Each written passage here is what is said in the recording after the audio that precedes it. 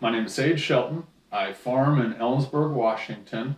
My family's farmed here for generations. We grow mostly Timothy hay. We'll use alfalfa as a rotation. We've tried some other rotations as well, but Timothy is the mainstay. Over the course of our life, I think we've used almost every type of irrigation, all the way from tarp dams, siphon tubes, gated pipe, pivots, linears, and wheel lines, and lots of hand lines. They're nice because they put the water down slow enough that the infiltration rate allows the soil to take it, and you can get on the right amount of water to get the crop to hold for a number of days. Wheel lines, I like that you can move them across the field. You can get, 20 acres with a wheel line when the field's set up properly. Obviously, we have a lot of wheel lines with less too. There's a couple fields that we have that are 1 acre that a wheel line, you still walk out there and move it every day.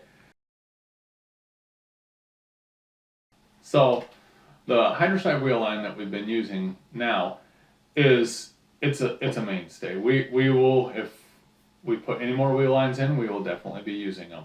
They're amazing. Being able to move it from the edge of the field, not walking out there, it's not rocket science. It's exactly what you think it should be. It saves the time. You don't get wet walking out to the center of the field to move it. Forget the gas to fill up the motor. All the same things that every one of us have ever done. It eliminates that. I love the green lights because then I can see if we're locked in, and when it's moving it's flashing, so that's perfect. I've done a lot more sets at night now.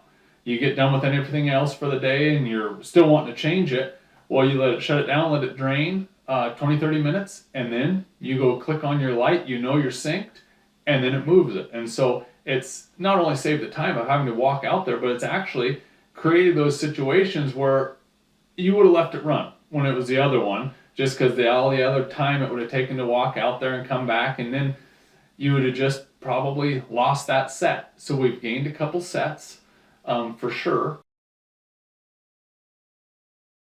The reason I first saw HydroSide in a farm publication this winter, and we were putting in a wheel line. We were taking out some gated pipe and putting in a wheel line, so we already had the expense incurred to go with a wheel line.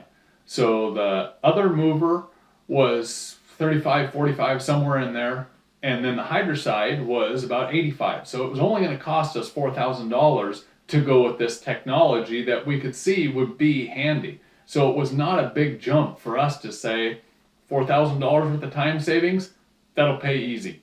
So, and we've loved it for that reason.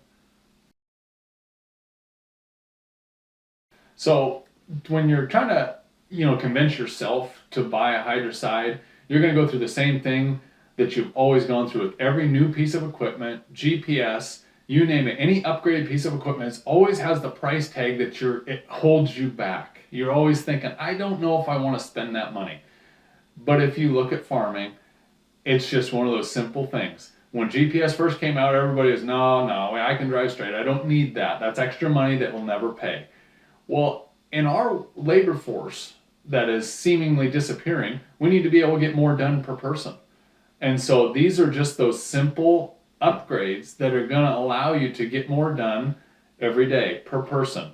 Or if you lose someone, it's not going to be a game changer because everybody else can take the slack because you'll be able to save the time and getting the set moves still accomplished. So part of the neat thing with working with HydroSide is we've been able to kind of get a glimpse into the future. From the first one that they rolled out that we have here to what they have now, almost 5 months later, it's changed a little bit. They've been able to get it to a more compact, streamlined unit, which is exciting. But even more than that is where they're heading.